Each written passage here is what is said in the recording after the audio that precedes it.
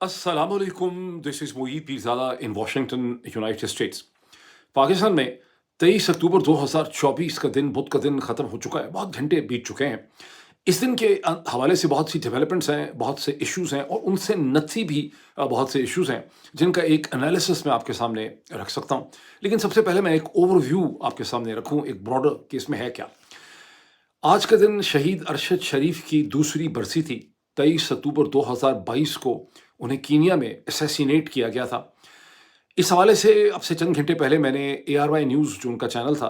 वहाँ पे पाकिस्तान के प्रोमिनेंट टेलीविज़न एंकर पर्सन जनाब काशिफ़ अब्बासी साहब का एक प्रोग्राम मैंने देखा।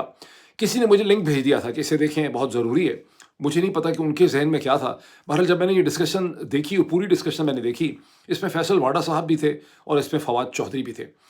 जो डिस्कशन हुई शहीद अरशद शरीफ के हवाले से क्या बात हुई, उसके बाद बुशरा बीबी के हवाले से क्या बातें वहाँ पे कहीं फैसल फैसल वाडा साहब ने, इन सब को सुन के मेरे जहन में बड़े मुश्किल किस्म के चंद सवालात उठे, वो मैं आपके साथ शेयर करूँगा। दूसरी बड़ी डेवलपमेंट वो है कि पाकिस्तान के मौजूदा सदर जनाब आसिफ अली जरदारी साहब ने बड़ी जल्दी जल्दी वो नोटिफिकेशन इशू कर दिया जिसके तहत जनाब जस्टिस याहिया आफरीदी अब पाकिस्तान के चीफ जस्टिस होंगे और कहा जाता है कि 26 अक्टूबर को वो अपने इस ओहदे का और मनसब का हलफ वो उठाएंगे और जो अब तक की इंडिकेशंस हैं कि वो इस हल्फ उठाने में बहुत दिलचस्पी रखते हैं और डेफिनेटली उठाएंगे। यूँ वो तमाम कयास आराई और वो तमाम आप कह लें कि उम्मीदें जो हैं जिनका मैंने भी इजहार किया था, बल्कि मैंने तो एक एनालिसिस के तौर पे इजहार किया था, वो गलत साबित हो गई हैं, वो दम तोड़ती नज़र आ रही हैं। जहाँ वकला के एक बहुत बड़े हिस्से का ये ख्याल था कि जस्टिस याहिया आफरीदी शर्म करेंगे, कुछ सेल्फ रिस्पेक्ट शो करेंगे, कुछ इक़्तिदार का ख़्याल रखेंगे और वो इसे रद्द कर देंगे। ख़ास करके जो 26वीं तरमीम है उसके अंदर एक रिफ्यूज़ल, रिजेक्शन या रिबेलियन क्लॉज़ जो है वो भी रखा गया है। मैं आपको ये भी एक्सप्लेन करूँगा कि वो वकला की गलती है, ये मेरी गलती जो है वो किन वजूहात की वजह से हुई। एक और जब अच्छा साथ ये भी ज़हन में रखिए कि आज ही के दिन में पाकिस्तान के प्रोमिनेंट कॉन्स्टिट्यूशनल एक्सपर्ट जिन्होंने कॉन्स्टिट्यूशन ऑफ पाकिस्तान की हिस्ट्री के हवाले से एक बहुत बड़ी कंट्रीब्यूशन की है, जब उन्होंने कॉन्स्टिट्यूशनल हिस्ट्री ऑफ पाकिस्तान की किताब लिखी है, जनाब हामिद खान साहब ने, उन्होंने और जो सुप्रीम कोर्ट बार एसोसिएशन के प्रेसिडेंट रह चुके हैं और जिनका ग्रुप जो है, जो प्रोफेशनल ग्रुप है, वो हमेशा उसमें एक नुमायाँ रोल जो है वो प्ले करता है। तो उन्होंने एक प्रेस कॉन्फ्रेंस की है वकला के साथ बैठ के, जिसमें मुख्तलिफ पाकिस्तान की जो बार एसोसिएशंस हैं उनके नुमाइंदे मौजूद थे, जिसमें एक वकला एक्शन कमेटी जो है, लॉयर्स एक्शन कमेटी का उन्होंने कहा कि हमने कायम कर दी है, जो पाकिस्तान के मुख्तलिफ शहरों में और डिस्ट्रिक्ट में एक कैंपेन का आगाज़ करेगी। और साथ ही उन्होंने ये डिमांड किया है कि हम ये डिमांड करते हैं कि जस्टिस याहिया आफरीदी को इस चीज़ को टर्न डाउन कर देना चाहिए। उन्हें इस स्टेज के ऊपर उन्हें चीफ जस्टिस नहीं बनना चाहिए। उन्हें अपनी बारी का इंतज़ार जो है वो करना चाहिए, क्योंकि उनका कहना ये था कि ये पुराना पाकिस्तान का ट्रेडिशन है जिसकी खातिर वकला ने बहुत लड़ाई लड़ी है और ये लड़ाई 1950 की दिहाई से शुरू है कि सीनियर मोस्ट जो जज है उसी को चीफ जस्टिस होना चाहिए। और जब आप इस प्रिंसिपल को पामाल करते हैं, जिस भी चीफ जस्टिस को आप प्रिंसिपल की खिलाफ वर्जी करके लाते हैं, उससे बहुत ज़्यादा तबाही होती है। तमाम उन्होंने ये कहा कि पाकिस्तान की तमाम तर जुडिशल हिस्ट्री में कोई शख्स इतना काला और इतना बुरा चीफ जस्टिस नहीं गुजरा जिसने निज़ाम को और जुडिशरी को और सुप्रीम कोर्ट को इतना नुकसान पहुँचाया हो जितना कि काजी फ़ायज़ ईसा साहब ने पहुँचाया है। और उन्होंने कहा कि आज के बाद से हम इसके लफ्ज़ के अंदर से लफ्ज़ काजी जो है, यानी फ़ायज़ ईसा से हम लफ्ज़ काजी हम इस्तेमाल नहीं करेंगे, हम इसे सिर्फ फ़ायज़ ईसा कहा करेंगे। इसके बारे में मैं मज़ीद भी कमेंट्स करूँगा। आज ही के दिन में इस्लामाबाद हाई कोर्ट में जस्टिस मियां गुल हसन ने बेल मंजूर कर ली उन्होंने इमरान खान की अहलिया जनाब बुशरा बीबी की, लेकिन उसके बावजूद बुशरा बीबी को रिहाई नहीं मिल सकी। ये मामला क्या है, इसकी बहुत तफसीलात लोग डिस्कस कर चुके हैं, लेकिन फैसल वाडा साहब ने इसके हवाले से ये एक इंसिनुएशन छोड़ दी है कि ये इमरान खान और पाकिस्तान की इस्टेब्लिशमेंट के दरमियान में एक डील हुई है, एक ऐसी डील जिसका हिस्सा जनाब बैरिस्टर गौहर भी हैं और अली अमीन गंडापुर भी हैं, उसमें भी मैं कमेंट कर सकता हूँ। इसके अलावा इंटरनेशनल डेवलपमेंट्स हैं जो मैं डिस्कस तो नहीं करूँगा, लेकिन इतना बता दूँ कि वो मैं करूँगा एक सेपरेट, मैं उसके लिए वीलॉग करूँगा, क्योंकि अब तीसरा दिन हो जाएगा ब्रिक्स का, और वहाँ पर किस तरह से रूस के सदर पुतिन जो हैं उन्होंने एक बड़ी ज़बरदस्त ग्रैंड स्टैंडिंग की है, जिसके नतीजे में मगरबी ज़राए अबलाग ये महसूस करते हैं कि पुतिन को जब आप शी जिनपिंग के साथ, नरेंद्र मोदी के साथ, सिरिल फॉर्मोसा जो साउथ अफ्रीकन प्रेसिडेंट हैं, एर्दोगान के साथ, और ईरान के प्रेसिडेंट मसूद पेज़ेश्कियान के साथ खड़े होकर एक पोजीशन लेते देखते हैं, तो क्लियरली नज़र आता है कि सदर पुतिन की आइसोलेशन के ऊपर मगरब ने और अमेरिका ने जो काम किया था वो चीज़ नाकाम हो चुकी है। लेकिन इतना ही नहीं है, बल्कि ब्रिक्स के प्लेटफॉर्म से روس کا صدر پوٹن جو ہیں وہ ایک بڑی بھرپور کوشش کر رہے ہیں کہ جو مغرب کا آرکیٹیکچرل فائنینشیل کنٹرول ہے، جس کے اندر ڈالر اس کا لنچ پن ہے، اس کی اسٹینڈنگ ڈالر کے اوپر ہے، اس کو دھکا مارا جائے۔ سوئفٹ کا جو بینکنگ سسٹم ہے اس کے خلاف ایک برک پے سسٹم جو ہے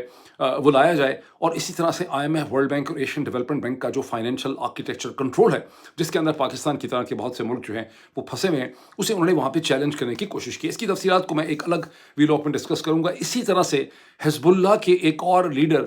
جناب ہاشم صفی الدین جو ہیں، انہیں کس طرح سے ٹارگٹ کر کے ہلاک کر دیا گیا ہے اسرائیل نے، اس کی ساری سگنیفیکنس کیا ہے؟ وہ اسرائیل کو اب 24 دن ہو جائیں گے، اسرائیل ابھی تک ایران پہ حملہ نہیں کر سکا، لیکن ایران کا جتنا ایکسس آف ریزسٹنس تھا اسے اسرائیل ٹارگٹ کر رہا ہے، ڈیگریڈ کر رہا ہے۔ اسرائیل کی حکمت عملی کیا ہے، اور خود اسرائیل کی اپنے سروائیول اور ایگزسٹنس کے لیے اب کس قسم کے خطرات اس اسٹیج کے اوپر ایگزسٹ کرتے ہیں، یہ میں ایک سیپریٹ جی وی ایس نیوز کا جو ہے ویڈیو اس میں ڈسکس کروں گا، جس کے بارے میں نے آپ سب سے اوپینین مانگی تھی، اور آپ کی پریڈومیننٹ اوپینین یہی ہے کہ مجھے انٹرنیشنل ایشوز کو ایک الگ پیراہے میں پاکستان کی سیاست سے الگ کر کے اسے ڈسکس کرنا چاہیے۔ میں آپ سے یہ بھی چیز شیئر کرنا چاہتا ہوں کہ میں نے بہت سوچ وچار کے بعد یہ فیصلہ کیا کہ میں ایک انگلش کی پبلیکیشن جو ہے اسے ایکٹیویٹ کروں، اور اس سلسلے میں پاکستانی امریکن کمیونٹی کے بہت سے لوگ جو ہیں وہ مجھے کہہ بھی رہے تھے، لیکن میں ریزسٹنٹ تھا، لیکن میں سمجھتا ہوں کہ وہ ہم بنائیں گے، ایک ہائی کوالٹی اس پہ شروع کریں گے، کام شروع کر دیا ہے، اور اس کا مقصد پاکستان سے ریلیٹڈ نہیں ہوگا، اس کا مقصد امریکہ کے اندر، امریکہ کے خاص کر کے جو واشنگٹن کے اندر 40,000 کانگریشنل ایڈز ہیں ان تک پہنچنا جو ہے اس کا مقصد ہوگا۔ اس کے ساتھ ہی لیٹ می آلسو شیئر کہ تقریباً 63 سگنیچر کیے ہیں اس کانگریشنل لیٹر میں، جسے کانگریس مین گریگ کسار نے، سمر لی نے، اور جم میکگورن نے جسے انیشیٹ کیا تھا، 63 سگنیچرز کے ساتھ اسے پریزنٹ کر دیا گیا ہے، اور میری کوشش ہوگی کہ اس کے حوالے سے بھی میں ایک سیپریٹ انگلش میں ڈسکشن کروں with one of the leading congressman مین۔ وہ بہت جلدی میں ایک آدھ دن میں آپ کے سامنے ایسی ڈسکشن لے کے آؤں گا۔ اب چلتے ہیں پاکستان کی ڈیولپمنٹس میں، جہاں ہم آغاز کریں گے شہید ارشد شریف سے۔ سب سے پہلے چلتے ہیں شہید ارشد شریف کی طرف، جن کی اسیسینیشن کی، قتل کی یہ دوسری برسی تھی۔ اس چیز کو نوٹ کیجئے کہ میں جب بھی ارشد شریف کا نام لیتا ہوں تو میں اس میں شہید ارشد شریف کہتا ہوں۔ آپ میں سے بہت سے لوگ، سینکڑوں لوگ، اگر درجنوں، بہت سے لوگ کہ ہمیشہ لکھ چکے ہیں کہ آپ نے فلاں حماس کے لیڈر کو، حزب اللہ کے لیڈر کو، فلاں شخص کو آپ شہید لفظ کیوں استعمال نہیں کرتے۔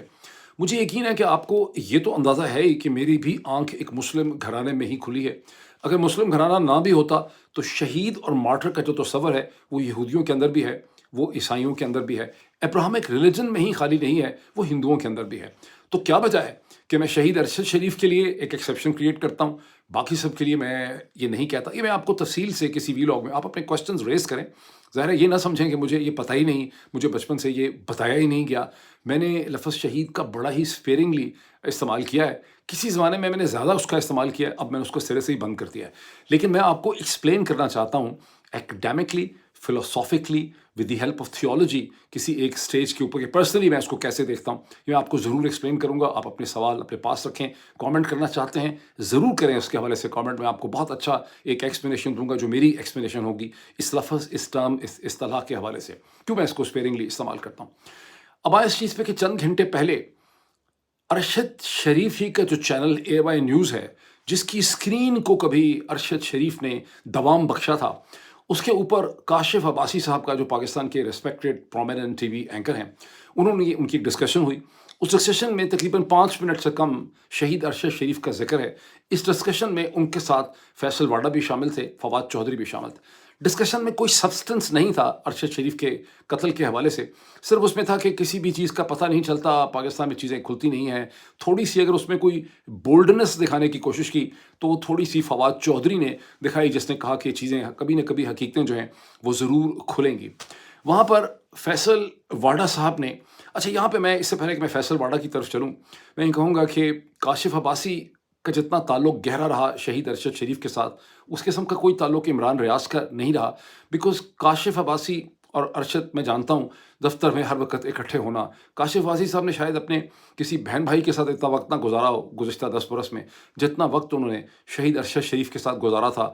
اکٹھے بیٹھنا، اکٹھے ڈسکشن کرنا، ہر وقت چائے کافی، ہر وقت پروگرامز ڈسکشن کرنا، کپڑے ایک دوسرے کے شیئر کر لینا، ٹائیاں شیئر کر لینا، دفتر شیئر کرنا۔ لیکن اس کے باوجود آپ حالات کا جبر دیکھیں کہ مجبوریاں دیکھیں اس چینل کی، کہ ارشد شریف کے حوالے سے کاشف عباسی کوئی بھی موزوں سبسٹینٹیو جینون کوشچنز نہ اٹھا سکے جب ان کے سامنے فیصل واڈا نے وہاں پر انسینویشن کی، بکواس کی.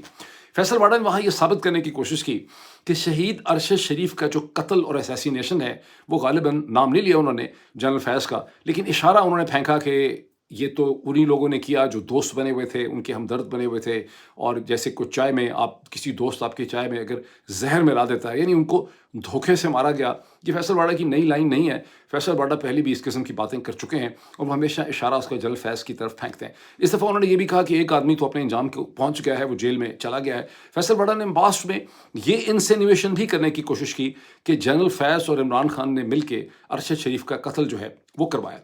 اس موقع پہ میں دو تین چیزیں آپ کے سامنے رکھتا ہوں، جسے کہتے ہیں نا حقیقت، جس کو کہتے ہیں کہ دودھ کا دودھ اور پانی کا پانی جو ہے. اکتوبر 2021 میں جنرل فیض کو ہٹا دیا گیا from the charge of the D G I S I, اور وہ پشاور کے کور کمانڈر تھے. پولیس کے افسران اور آئی بی اور انٹیلیجنس کے اور بہت سے اور لوگوں نے ہمیشہ مجھے یہ بتایا ہے، گزشتہ کئی برسوں میں میری اس حوالے سے ڈسکشن ہوئی، کور کمانڈرز کا کوئی انفلوئنس نہیں ہوتا ہے اپنی کور کے باہر. ڈی جی آئی ایس آئی وہ نہیں تھے. 1 سال ہو چکا تھا جب شہید ارشد شریف کا قتل ہوتا ہے آن 23 اکتوبر 2022. کیا شہید ارشد شریف کے خلاف جو 16-17 ایف آئی آر درج تھیں وہ جنرل فیض نے کروائی تھیں؟ کوشچن 1. کوشچن 2، کیا کور کمانڈر پشاور شہید ارشد شریف کو دبئی سے ڈیپورٹ ہونے کی ریکویسٹ حکومت کی وہاں ڈلوا سکتا تھا؟ کیا شہید ارشد شریف کو 48 گھنٹے کے نوٹس پہ دبئی سے دوڑنے پہ مجبور کر سکتا تھا؟ مجھے خود شہید ارشد شریف نے اپنے فون پہ، جب وہ کینیا میں تھے، مجھے یہ نہیں کہا کہ میں کینیا میں ہوں، لیکن ٹیکسٹ میسیجز پہ میرا ان سے رابطہ تھا، اور مجھے انہوں نے بڑا کیٹیگوریکلی یہ بتایا کہ کس طرح کے سیٹس اور سرکمسٹانسز میں ان کو دبئی سے نکلنا پڑا. پھر جس طرح سے کینیا کی پولیس کے اندر پینیٹریشن کر کے شہید ارشد شریف کو ٹارگٹ کیا گیا، یہ بھی کور کمانڈر پشاور کی بساط کیپیسٹی اور اس کی جو رینج آف پاور ہے اس میں نہیں ہو سکتا تھا. اور آگے آ جائیں، جو ایک فیکٹ فائنڈنگ رپورٹ بھیجی حکومت نے، پی ڈی ایم 1 نے، جس نے 580 پیجز کی، جس میں لازوال ایک پولیس آفیسر تھے میرے خیال ایف آئی اے کے اور ایک پولیس کے تھے، ان دونوں نے جو رپورٹ لکھی اس میں تمام تر اشارہ، کوئی بھی اشارہ جنرل فیض کی طرف نہیں گیا. جنرل فیض تو انفلوئنس نہیں کر سکتے تھے، لیکن اس میں جس طرح اشارے گئے، پھر اس فیکٹ فائنڈنگ رپورٹ جو تھی پولیس آفیسرز کی، اس کو سپریس کرنے کے لیے ایک اور کمیٹی، ایک اور انکوائری کمیشن جو ہے بٹھا دیا گیا، وہ بھی جنرل فیض نہیں کر سکتے تھے. اس کے بعد پاکستان کی ہائی کورٹس اور سپریم کورٹ میں شہید ارشد شریف کی فیملی کو اور ان کی والدہ کی جو ایف آئی آر تھی، ان کے کیس کو سنا نہیں گیا، یہ بھی جنرل فیض نہیں کر سکتے تھے. اس کے بعد اسے کہتے ہیں، آپ نے دیکھا کہ جس طرح سے عمر عطا بمبیال نے اس کیس کو چلنے نہیں دیا، چیف جسٹس تھے، یہ بھی جنرل فیض نہیں کر سکتے تھے. ہونا یہ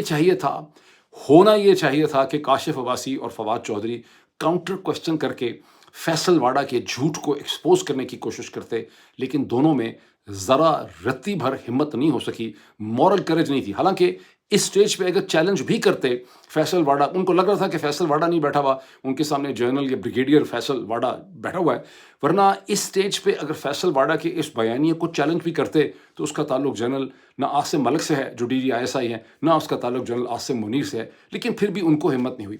ہیٹس آف ٹو عمران ریاض. کون نہیں جانتا کہ عمران ریاض کو کتنی مشکلات کا سامنا کرنا پڑا، زندگی کو کتنا خطرہ ہے، اور میں اندازہ لگا سکتا ہوں کہ عمران ریاض کا جو پوزیشن اور اسٹیچر ویورشپ ہے اس پہ کتنی پریشر، کتنی قدریں ہوں گی. لیکن 5.5 منٹ کا جو کامنٹ عمران ریاض نے شہید ارشد شریف کی انویسٹیگیشن کے حوالے سے کیا، اس نے سمندر کو کوزے میں بند کر دیا. یہ تو میرا پہلا پوائنٹ ہے. میں تھوڑا سا اور آگے چلتا ہوں. ذرا فیصل واڈا نے اسی پروگرام کے اندر بشرا بی بی جو عمران خان کی اہلیہ ہیں، ان کی ضمانت اور ان کی رہائی کے حوالے سے کس قسم کی انسینویشن یا ایلیگیشن انہوں نے وہاں پہ لگائی. آپ جیسے کہ سب سن چکے ہیں کہ بشرا بی بی کی ضمانت اسلام آباد ہائی کورٹ سے ہو گئی ہے، میاں گل حسن اورنگزیب نے کی، لیکن اس کے بعد ان کی رہائی فزیکلی نہ ہو سکی. 1 ملین کا وہاں پہ ضمانت رکھی گئی ہے، 10 لاکھ روپے کی. اس کے مچلکے وغیرہ کے لیے جب جونیئر عدالت میں پہنچے تو وہاں سے جج گم، ڈیوٹی جج گم، سارا سٹاف گم، آگے پیچھے سب لوگ گم. اچھا، لیکن فیصل واڈا جو ہے انہوں نے وہاں پر یہ انسینویشن کی کہ عمران خان اور اسٹیبلشمنٹ کے درمیان میں ایک ڈیل ہوئی ہے बुशरा बीबी की रिहाई के हवाले से। और अली अमीन गंडापुर ने जो सारा ड्रामा किया, जो बैरिस्टर गौहर कर रहे हैं, जो पीटीआई कर रही है, और बहुत सी चीज़ें उनकी उनकी टेक्निक ये है फैसल वाडा की कि सच झूठ को इस तरह से मिक्स करो। जब वो कहते हैं कि पीटीआई की सारी लीडरशिप कॉम्प्रोमाइज़ है, सब मिले हुए हैं, इमरान खान को फंसा दिया है वगैरह वगैरह, उसमें बहुत हद तक सदाकत भी हो सकती है। लेकिन उनका ये इल्ज़ाम कि बुशरा की रिहाई के ऊपर इमरान खान ने अली अमीन गंडापुर को इस्तेमाल करके उन्होंने एक डील की है, ये बड़ी अजीब सा एक इल्ज़ाम इसलिए है कि सिर्फ 2-3 दिन पहले मेरा ख्याल, मैं वकला से बात करता रहता हूँ, एक से ज़्यादा वकील से मेरी बात हुई। One of them was Azhar Sadiq साहब। जब उनसे मैंने उनसे पूछा नहीं बुशरा बीबी का, Bushra Bibi was not on my radar, on my mind. मैंने उनसे कहा कि इमरान खान की रिहाई भी जब ये सुप्रीम कोर्ट के हवाले से, तो क्या मंसूर अली शाह के पास अब ये कैपेसिटी होगी कि कम अज़ कम इमरान खान की रिहाई का केस उनके सामने आता है, तो क्या लगे इमरान खान की रिहाई पॉलिटिकली नहीं हो सकेगी, बुशरा की हो जाएगी 1-2 दिन में। उसकी वजह ये है कि बुशरा के ऊपर केस बिल्कुल डिसॉल्व हो चुका है, ख़त्म हो चुका है, उसमें बचा कुछ नहीं है, तो बुशरा बीबी की तो रिहाई हो जाएगी। फिर उन्होंने उसमें ये ऐड किया कि वैसे तो इमरान खान के ऊपर भी किसी केस में कोई जान नहीं है, लेकिन फॉर रीजंस ऑफ पॉलिटिक्स अभी लगता है कि इमरान खान की बहुत देर तक रिहाई जो है वो नहीं हो सकेगी। उनका कॉमेंट था। अब मैं इससे एक अगली सिचुएशन की तरफ चलता हूँ, जो मुझसे गलती हुई थी। जब मैंने कहा पिछले प्रोग्राम के अंदर, मैंने ये एनालिसिस दिया था कि वकला बहुत के समझते हैं, बहुत से वकला, मेरी कई वकला से बात हुई थी कि समझते हैं कि जस्टिस याहिया आफरीदी जो हैं कुछ लिहाज करेंगे, कुछ शर्म करेंगे, कुछ सेल्फ रिस्पेक्ट होगी, कुछ कन्वेंशन का ख्याल रखेंगे, कुछ प्रैक्टिकलिटी ऐसी है कि उनकी मुद्दत मुलाजमत में भी जो उनकी टेन्योर है उसमें 8 बरस रहते हैं, तो वो अगर स्टेज पे चीफ जस्टिस नहीं भी बनेंगे तो बाद में बन सकते हैं। तो वो जो बहुत से वकला थे उनमें से एक अज़हर सदीक साहब भी थे। मैंने अब से बहुत घंटे पहले जब पाकिस्तान में सुबह के 8:30 बजे हुए थे और अज़हर सदीक साहब से मेरी डिसाइड हुआ था, तो मैंने एक उनके साथ एक तकरीबन 30-35 मिनट का मैंने उनके साथ एक डिस्कशन रिकॉर्ड की इन तमाम चीज़ों के हवाले से कि ये कन्फ्यूजन क्यों थी। और by that time Azhar Sadiq साहब को भी एहसास था कि अब लगता यही है कि जस्टिस याहिया आफरीदी जो हैं वो रिज़ाइन नहीं करेंगे और वो इसको एक्सेप्ट जो है वो कर लेंगे। तो वो डिस्कशन जो थी उसमें लाइन में इतनी डिस्टर्बेंस थी, जूम से रिकॉर्डिंग करने की कोशिश की, आवाज़ में इतना प्रॉब्लम था, क्योंकि पाकिस्तान में आजकल इंटरनेट की बड़ी वीकनेस है जो सेलुलर है, कि उसमें बहुत ज़्यादा डिस्ट्रप्शन थी। बाद में उसको देखा तो उसकी आवाज़ की क्वालिटी जो है वो बिल्कुल ठीक नहीं थी, तो वो मैं ज़ाहिर है नहीं दिखा सकता। कन्फ्यूजन जो थी बहुत से वकला के जहन में, वो 2 किस्म की कन्फ्यूजन रही। एक तो उनके जहन में था कि जस्टिस याहिया आफरीदी की उम्र इस वक्त 58 समथिंग है, जबकि उनकी उम्र जनवरी की 23 तारीख को ऑलरेडी 25 में जाके हो जाएगी 60 बरस की। तो उनके पास इस वक्त अगर 65 बरस की उम्र रहती है तो उनके पास मुद्दत मुलाजमत या टेन्योर सिर्फ 5 बरस और 2 महीने का बाकी रह गया है। एक तो ये बात है, तो ज़ाहिर है कि उनका इम्पेरेटिव यहाँ पे वीक हो जाता है, जिस तरह से लोग एक्सपेक्ट कर रहे थे कि वो कॉम्प्रोमाइज़ कर लेंगे। दूसरी चीज़ ये है कि बहुत से वकला के ज़हन में ये भी था कि शायद ये 26वीं तरमीम के नतीजे में 65 से एज भी 68 जो है वो हो जाएगी, लेकिन ऐसा भी जो है नहीं हुआ। अभी भी 26 अमेंडमेंट के बारे में बहुत सी कन्फ्यूजन पाई जाती है। तो बहरहाल ये वो बैकग्राउंड और कॉन्टेक्स्ट था जिसमें मुझसे ये कन्फ्यूजन, ये गलती हुई जस्टिस याहिया आफरीदी के हवाले से। सेड दिस कि जस्टिस याहिया आफरीदी मेरा नहीं ख्याल कि शर्म करेंगे, ये पीछे हटेंगे, अब तक कोई ऐसी उनकी हरकत और सकनात से लग नहीं रहा। आज के दिन में 23 अक्टूबर को हामिद खान ने एक बहुत इंपॉर्टेंट प्रेस कॉन्फ्रेंस की। हामिद खान पाकिस्तान के फोरमोस्ट कॉन्स्टिट्यूशनल एक्सपर्ट हैं, जैसे कि मैंने पहले उसका जिक्र किया, जानी पहचानी शख्सियत हैं, पाकिस्तान तहरीक इंसाफ से उनका ताल्लुक है। लेकिन जो उन्होंने प्रेस कॉन्फ्रेंस की उसमें पाकिस्तान की मुख्तलिफ बार एसोसिएशंस के नुमाइंदे मौजूद थे। ये तकरीबन 27-28 मिनट की इसकी वीडियो है, जिसे आप पाकिस्तान तहरीक इंसाफ का जो यूट्यूब का ऑफिशियल चैनल है वहाँ आप इसे देख सकते हैं। हामिद खान के अलावा और भी वहाँ पर बार एसोसिएशंस के लोग, जिनका ताल्लुक सुप्रीम कोर्ट बार एसोसिएशन से था, लाहौर से था, मुख्तलिफ जगहों से था, उन्होंने भी बड़े इंपॉर्टेंट कॉमेंट्स वहाँ पे प्लेस किए। हामिद खान का इस प्रेस कॉन्फ्रेंस के अंदर उन्होंने एक बार फिर ये डिमांड किया, मतलब ये इसलिए मैं कह रहा हूँ कि हैविंग सेड दिस, उन्होंने ये डिमांड किया कि हम ये तवक्को करते हैं कि जस्टिस याहिया आफरीदी जो हैं इसको रिफ्यूज़ कर देंगे, रिजेक्ट कर देंगे, हलफ नहीं उठाएंगे, हम उनसे मुतालबा करते हैं और ये कि उनको अपनी बारी के ऊपर चीफ जस्टिस बनना चाहिए। फिर उन्होंने इसकी पूरी तारीख उन्होंने एक्सप्लेन की। This is a good press conference, ये एक पॉलिटिकल प्रेस कॉन्फ्रेंस नहीं है, ये खासी तारीखी अहमियत की प्रेस कॉन्फ्रेंस है। फिर उसमें उन्होंने ये कहा कि हमने आज से एक लॉयर्स एक्शन कमेटी कायम कर दी है, जो पाकिस्तान के मुख्तलिफ शहरों के अंदर और मुख्तलिफ डिस्ट्रिक्ट जो है उसके अंदर एक कैंपेन चलाएगी। इसकी कैंपेन क्या होगी? इसकी कैंपेन का पॉइंट सिर्फ ये होगा कि जस्टिस याहिया आफरीदी अगर बन जाते हैं चीफ जस्टिस तो रिज़ाइन करें, या इसके डिमांड्स और भी इसमें शामिल होंगे, ये मुझे स्टेज के ऊपर क्लियर नहीं है। जिस किस्म के हालात पाकिस्तान में हैं اور جس طرح سے وکلا کے اوپر خرچہ کیا گیا ہے، for instance supreme court bar association DHA partner بن چکے ہیں پلاٹوں کے چکر میں، تو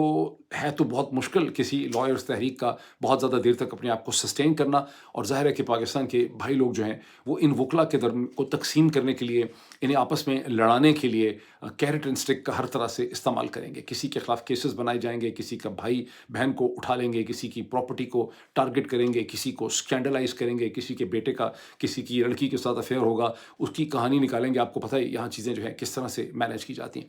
تاہم ہیونگ سیڈ دس، یہ جو وکلا ہیں ان کو ایک بڑے ان ایکسپیکٹڈ کوارٹر سے مدد بھی مل رہی ہے، آٹومیٹکلی آرگینکلی خود سے ملی ہے. ذرا غور کیجئے کہ گزشتہ 48 گھنٹوں میں پہلے تو انٹرنیشنل کمیشن آف جورس کے سینٹیاگو کینٹن جو ان کے جنرل سیکرٹری ہیڈ ہیں، ان کی بڑی اسٹرانگ ایک اسٹیٹمنٹ آئی کہ پاکستان میں جس طرح سے کانسٹیٹیوشنل امینڈمنٹ پاس کی گئی ہے، جس سپیڈ سے پاس کی گئی ہے، جتنا براڈ ایمبٹ سے پاس کی گئی ہے، جس طرح کے بینچز بنانے کی بات ہو رہی ہے، جس طرح کی پاور پارلیمنٹ نے ایکسرسائز کی ہے، اس سے پاکستان کی جوڈیشری اور یہاں پر ہیومن رائٹس اور انصاف کا پورا تصور جو ہے وہ مجروح ہو گیا، اور ہم اس کو ریجیکٹ کرتے ہیں. انہوں نے بڑا اسٹرانگلی اس کو کنڈیم کیا. ود ان 24 آورس، 24 گھنٹے کے اندر اندر اقوام متحدہ کے، یونائٹڈ نیشن کے جو ہیومن رائٹ کے ہیڈ ہیں واکر ٹرک، اور یہ ٹرک نہیں ہے، یہ ایک بڑے پرومیننٹ آسٹرین جورسٹ اور ایکسپرٹ ہیں لیگل، ان کی بڑی اسٹرانگ پوزیشن آئی ہے کہ ہمیں بہت زیادہ تشویش ہے کہ پاکستان میں یہ جس طرح کی کانسٹیٹیوشنل امینڈمنٹ پاس ہوئی ہے، اس سے تو تمام سسٹم آف جسٹس جو ہے اور جوڈیشری جو ہے وہ پاکستان میں خطرے میں پڑ گئی ہے. اور انسانی حقوق کے حوالے سے انہوں نے بات کی. اب حامد خان کو اور ان کے ساتھ جو وکلا ہیں جیسے سلمان اکرم راجہ بھی ہیں، ان لوگوں کو 2-3 چیزیں کرنی چاہیے. ایک تو وکلا کی اس پوٹینشیل تحریک کو پاکستان تحریک انصاف کی تحریک نہیں بننے دینا چاہیے، بیکاز ادروائز یہ پھر PTI کی موومنٹ بن جائے گی. PTI اس کی پارٹنر ہو سکتی ہے، PTI کو الگ سے اپنی تحریک چلانی چاہیے، لیکن جو وکلا کی تحریک ہے اس کو ایک براڈ بیس وکلا کے اندر جانے کی ضرورت ہے، ایشوز کو جیسے کہ حامد خان صاحب نے ایکسپلین کیا. پھر انہیں انٹرنیشنل سپورٹ حاصل کرنے کے لیے کورسپونڈنس شروع کرنی چاہیے. ان کو یونائٹڈ نیشن کے ساتھ ان ٹچ ہو جانا چاہیے، ان کو یورپین یونین کے ساتھ ان ٹچ ہو جانا چاہیے، ان کو IMF کو پٹیشن کرنا چاہیے، انہیں ورلڈ بینک کو پٹیشن کرنا چاہیے، انہیں ایشین ڈیولپمنٹ بینک کو پٹیشن کرنا چاہیے، ان کو department for international development deft جسے اب UK ایڈ کہتے ہیں اسے ان کو پٹیشن کرنا چاہیے، انہیں برٹش فارن آفس کو پٹیشن کرنا چاہیے، انہیں US ڈپارٹمنٹ اسٹیٹ کو پٹیشن کرنا چاہیے، انہیں ہر ملک میں جیسے کینیڈا ہے، آسٹریلیا، نیوزی لینڈ، وہاں جو ہیومن رائٹ کی منسٹری ہے، ہیومن رائٹ کے منسٹرز ہیں، ان سب کو انہیں پٹیشن کرنا چاہیے. اسی طرح سے انہیں ریچ آؤٹ کرنا چاہیے بار ایسوسیشنز کو، نیو یارک بار جو نیو یارک کی جو بار ہے اس کو، جو UK کے اندر لندن کی جو بار ہے اس کو، اسی طرح سے یورپ کے اندر جو امپورٹنٹ بار ہے آسٹریلیا، نیوزی لینڈ، ان سب کو ان کو ریچ آؤٹ کرنا چاہیے. مسلم دنیا میں صرف ایک ہی ملک ہے جہاں کو تھوڑی سی جمہوریت ہے، انہیں ملیشیا کو بھی ریچ آؤٹ کرنا چاہیے. یہ اگر یہ ایسا کر سکیں گے تو اس میں ہیلپ فل ہوگا. 2 پوائنٹس میں اور آپ کو بتا دوں کہ حامد خان صاحب نے بھی وہی پوائنٹ اٹھائے جو واکر ٹرک نے پوائنٹ اٹھائے. حامد خان صاحب نے وہ پوائنٹ اٹھائے. ایک بڑا انٹرسٹنگ پوائنٹ حامد خان صاحب نے یہ کہا، جس کا میں پہلے آپ کو ایک اسٹرکچرل انالیسس دے چکا ہوں، کہ یہ جو ترمیم جس طرح سے کر رہے ہیں یہ بذات خود اس سے نئے ایشوز اور نئے چیلنجز پیدا ہوں گے. حامد خان صاحب نے کہا کہ یہ بے وقوف یہ کرتے ہوئے نادان یہ بھول ہی گئے ہیں کہ 50% جو پٹیشنز آتی ہیں، کیونکہ ہائی کورٹس کے اندر بھی کانسٹیٹیوشنل بینچز بنانے کی بات ہو رہی ہے، اور وہاں پر اب 50% جو ہائی کورٹس کے سامنے ریٹ پٹیشن آتی ہیں وہ under article 199 of the constitution of Pakistan آتی ہیں. ٹھیک، اچھا، اب انہوں نے کہا کہ اس کا مطلب ہے کہ تو پھر وہ 50% ساری کی ساری ایک بینچ کے پاس چلی جائیں گی. یہ انہوں نے اس طرف اشارہ کیا. اور آلریڈی آپ نے دیکھا کہ اسٹرکچرل پرابلم بھی پیدا ہوا ہے کہ اب تک پچھلے 48 گھنٹے میں 2 پٹیشنز اور کیسز جو ہیں وہ سپریم کورٹ میں آئے ہیں، منصور علی شاہ صاحب کے سامنے اور عائشہ ملک کے سامنے، اور انہوں نے کہا ہے کہ یہ تو ایسا لگتا ہے کہ انہیں کانسٹیٹیوشنل بینچ کے سامنے جانا ہوگا. اس کا مطلب ہے کہ 8 میجورٹی کی ججز تھوڑا سا مائنڈ ایکسرسائز کریں گے اور سارے کیسز کو فارورڈ کرنا شروع کر دیں گے کانسٹیٹیوشنل بینچ یا بینچز کی طرف ہائی کورٹس میں، تو آپ دیکھیں کہ کتنا بڑا کھلواڑ یہاں پہ مچنے والا، اور کتنا ایک نیا چیلنج جو ہے یہاں پہ سسٹم کے لیے کھڑا ہونے والا ہے. اور یہ کم از کم ہے بھی. میں تھوڑا سا آپ کو ایک اور چیز وہ جو ڈفرینٹ چیز ہے وہ یہ ہے کہ حامد خان صاحب کے ساتھ ایک اور بھی وکیل وہاں پہ بولے، کسی بار ایسوسیشن سے ان کا تعلق تھا، ان کا نام میرے ذہن میں نہیں ہے، جنہوں نے ایک بہت ہی انٹرسٹنگ پوائنٹ اٹھایا. انہوں نے کہا کہ یہ جو کانسٹیٹیوشنل امینڈمنٹ ہوئی ہے 26ویں، یہ سراسر غیر قانونی ان کانسٹیٹیوشنل ہے، بیکاز پارلیمنٹ آپ کی کمپلیٹ نہیں ہوئی. آپ کا ایک صوبہ جو ہے خیبر پختونخوا، اس کے سینیٹرز یہاں پر پریزنٹ ہی نہیں ہیں، ان کے بغیر ہی آپ نے یہ کانسٹیٹیوشنل امینڈمنٹ جو ہے ایک فیڈرل قانون کے اندر کر دی ہے۔ اسی طرح سے یہاں پر وومن سیٹس، ریزرو سیٹس جو ہیں، جو مائنورٹی سیٹس ہیں، وہ بھی پوری نہیں ہیں۔ یہ ایک امپورٹنٹ پوائنٹ ہے جب کبھی یہ پوائنٹ اٹھے گا۔ اب ایک اس سے ہی ریلیٹڈ ڈیولپمنٹ یہ ہے کہ بیرسٹر شعیب شاہین صاحب جو ہیں، جو بار ایسوسیشن اسلام آباد بار ایسوسیشن کے پریزیڈنٹ رہ چکے ہیں، پاکستان تحریک انصاف کے کینڈیڈیٹ تھے اسلام آباد سے، شعیب شاہین صاحب نے یہ کہا ہے کہ پاکستان تحریک انصاف سپریم کورٹ کے سامنے اس ایشو کو لے کر جائے گی اور ڈیمانڈ کرے گی کہ اس کے اوپر فل کورٹ بننا چاہیے۔ کبھی فل کورٹ نہیں بننے دیں گے، بہرحال دیٹس این امپورٹنٹ پوائنٹ۔ ایک پوائنٹ حرف آخر کے طور پہ، ویسے تو بہت زیادہ ویلاگرز اور میڈیا کے لوگ یہ کہہ رہے ہیں کہ جسٹس منصور علی شاہ اور جسٹس منیب سے استعفے حاصل کرنے کی جو کوشش تھی، دباؤ تھا مورل کہ آپ ریزائن کر دیں، شریف زرداری عاصم ٹولے کی طرف سے، وہ ناکام ہو گیا بیکاز دونوں جج صاحبان نے یہ فیصلہ کیا کہ وہ بینچ پہ رہیں گے، کیسے سنتے رہیں گے، ریزائن نہیں کریں گے۔ لیکن اس میں اسمپشن یہ ہے کہ ایسا دباؤ صرف مورل ہوتا ہے۔ یہ ابھی اس کا فیصلہ ہونا ہے، اس کا فیصلہ ہونا ہے 26 اکتوبر کے بعد، اس لیے آپ لوگوں کو اس پہ باخبر رہنا چاہیے۔ یہ دباؤ کبھی بھی مورل نہیں ہوتا۔ مجھے کوئی صاحب یہ کہنے لگے، کوئی بڑے انفارمڈ ہمارے ریسپیکٹڈ جرنلسٹ ہیں، وہ چند دن پہلے مجھے یہ کہنے لگے کہ جسٹس اعجاز الاحسن جو ہیں، ان کا کوئی جب وہ وکیل تھے، ان کے کوئی کیسز تھے جس میں کرپشن انوالو تھی، کانفلکٹ آف انٹرسٹ تھا، ان کا خیال ہے کہ اس وجہ سے ان کے اوپر پریشر تھا جب جسٹس اعجاز الاحسن کو کانفرنٹ کیا گیا۔ لیکن اس قسم کے الزامات یا اس قسم کی غلطیاں یا اس قسم کی کرپشن تو پاکستان کے اندر سینکڑوں ہزاروں افسران نے، بہت سے اور جج صاحبان نے بھی کی ہوئی ہیں۔ ہر ایک کو ریزائن نہیں کرنا پڑتا۔ اس کا مطلب ہے کہ کسی کی بھی کوئی غلطی یا کوئی چیز نکال کے اس کو فورس کیا جاتا ہے۔ جسٹس منصور علی شاہ اور جسٹس منیب کو ٹارگٹ کیا جائے گا، اس کو ذہن میں رکھیں۔ یہ ضروری ہے وکلا کی کہ ان کے ساتھ کھڑے ہوں اور انہیں باور کروائیں کہ آپ نے اعجاز الاحسن کی طرح سے یہاں ریزائن کر کے نہیں جانا۔ آپ کی پاکستان کو اور پاکستان کے لوگوں کو اور وکلا کی آپ کو بینچ کے اوپر ضرورت ہے۔ آپ پاکستان کے انسانی حقوق، rule of law, human right کی سٹرگل کا ایک امپورٹنٹ اس وقت اس کا پہلو ہے، اس کا ایک امپورٹنٹ جز ہے۔ آپ کو یہاں سے دوڑنا نہیں ہے، آپ کو سرنڈر نہیں کرنا۔ اس کے بعد میں آپ کو بتاؤں، جیسے میں نے کہا تھا، برکس کے حوالے سے اسرائیل، لیبنن اور حزب اللہ کے حوالے سے، ایران کے حوالے سے جو ڈائنامکس ہیں، اس کے اوپر میں الگ ایک تفصیل سے ویلاگ کروں گا GVS نیوز کے اوپر۔ Thank you.